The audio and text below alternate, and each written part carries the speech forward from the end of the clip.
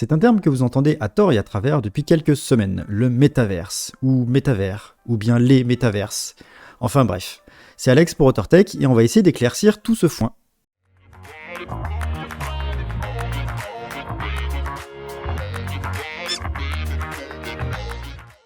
Déjà pour commencer, est-ce qu'il faut dire métaverse ou métavers? Je ne vais pas vous faire mon Bernard Pivot, mais pour faire court, en anglais on dit universe, et le terme dérivé est donc metaverse. En français, on dit univers, donc le terme dérivé devrait être métavers. Et si vous n'êtes pas d'accord avec ça, eh bien laissez un commentaire pour nous expliquer pourquoi. Alors que jusqu'ici on avait accès à de nombreux univers de divertissement ou de travail en vase clos, via un accès spécifique, le concept de métavers pose l'idée de s'affranchir de cette limitation pour tout mettre en commun.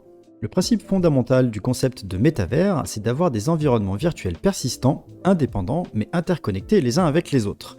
Les utilisateurs peuvent aller et venir à leur guise entre ces mondes avec une seule identité et transporter avec eux leur possession virtuelle d'un univers à l'autre.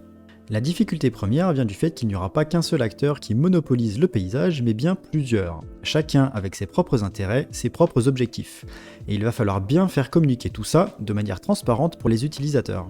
Il faut bien comprendre que cela pose des contraintes techniques absolument colossales. Gardez en tête que le premier usage d'Internet date de 1972. Il s'est passé 50 années depuis. Rendez-vous bien compte, 50 ans.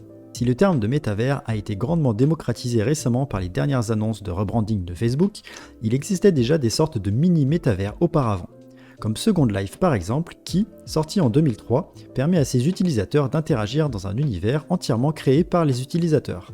Mais cela restait isolé au sein de l'écosystème de Second Life. Au fil des évolutions technologiques, de nombreux outils rendent possible aujourd'hui ce qui ne l'était pas avant, comme par exemple la blockchain, qui permet de valider de manière décentralisée la possession d'un objet virtuel par un utilisateur donné.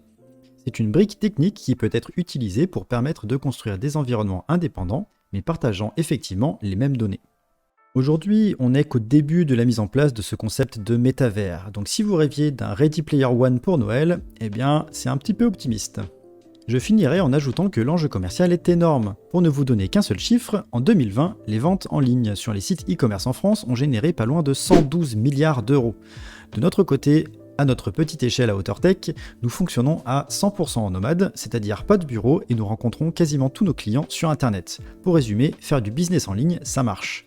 Et avec les promesses du concept de métavers, cela va prendre une ampleur encore plus grande. Mais du coup, pour répondre à la question est-ce qu'il faut dire le métavers ou les métavers, l'avenir nous le dira.